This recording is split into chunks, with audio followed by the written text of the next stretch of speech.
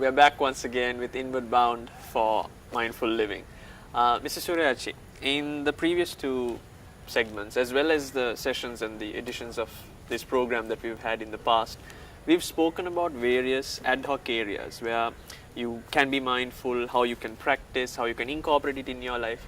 I think it's time now to actually try and integrate everything and bring it into like a holistic picture onto one particular day of a person's life. So I think you're the best person to do that as well. So yeah, I think why are we doing this? Right, we are doing mindfulness to become aware of ourselves. If we become aware of ourselves, we can be better. Our life becomes simpler. That's the whole premise, right? And you will be more focused in whatever you want to do, and then you can manage yourself better, right, eventually. Now we said, in order to do that, you learn to bring your mind to the present moment and then watch what happens without interfering, without identifying with it. Yeah. Now, this is a skill that we develop, Yeah. right? Now, to develop this skill, we said, once you wake up in the morning, your morning cup of tea, right? How do you have your cup of tea, right? Becoming aware of all the sensations involved with it, right? Now that we discussed about thoughts, you can see what is the thoughts that come to your mind. What is your expectation of that cup of tea or coffee to be? Right. Yeah. Do I like it or don't like it? And see how your memory props different tastes. Right. Right. You know, will I have the same taste kind of thing? Usually it's the time of day that most of the multitasking happens. So you'll have a newspaper or a laptop on one side, the coffee in the other, and you don't necessarily feel the sensation of that you have multiple things happening at once. So that's a reality in one form. And so at that moment, right, if you don't have that serene space of time to enjoy the cup of coffee, but you just gulp it because it has to be like the petrol to the car, you know, right? You don't know, right? But at least if you can be fully aware of that whole process as a person, right? Now you see, where you are generally okay on that unless the pattern breaks. Like for example, say into the routine, you get two unexpected calls. You might leave home without the purse or without picking up something, right? Now, so that is driven from non-mindful being, right? Now, you need a lot of skills at that time, you know, to know everything that you are doing. So there you can't do it very slowly, right? At least you need to, like, you know, when you are jogging, I'm jogging kind of becoming aware, right?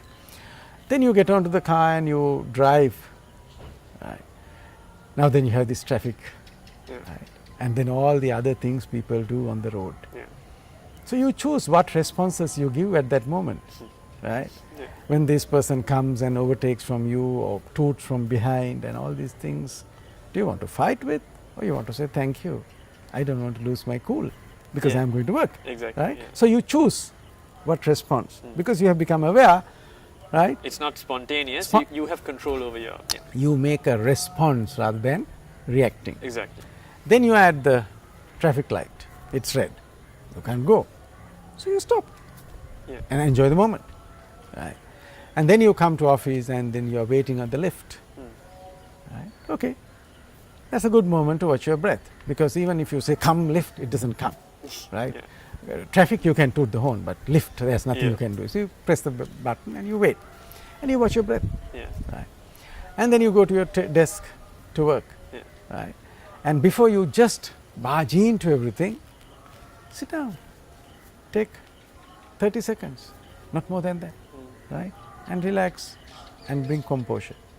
Now, then you have a meeting. In between meetings, right, you try to become aware of what's going on in my mind, you know, and then in the day you have a stressful moment, right? So either you become aware of the thoughts associated with it, right? If you can take this space, you can figure out, why am I really worried, right? Because if you know why am I worried, you can see this is the worst case scenario, right? Sometimes we are worried not really for the worst case scenario, it's much less than that. Yeah? So you create this space, right? Then if you want, you can say when you're sitting on a chair a little bit, okay, can I see my posture and where do I feel, you know? So like that, whenever you get a chance, you can try one of these things, either about something that you're doing, about something you're experiencing, about something you're thinking. And I think at one point or another, when you are trying to incorporate it into your life, people around you also will see that you are much more calmer, more responsive, and more focused in some sense with their conversations, with the world around you. And at one point, I think you also can instill to others what exactly you've learned, and that's where that, you know, that's where that relationship is also built with people around you as well. I think you beautifully summed it up, because you don't go around saying, you know, I'm practicing mindfulness, therefore I'm watching my breath.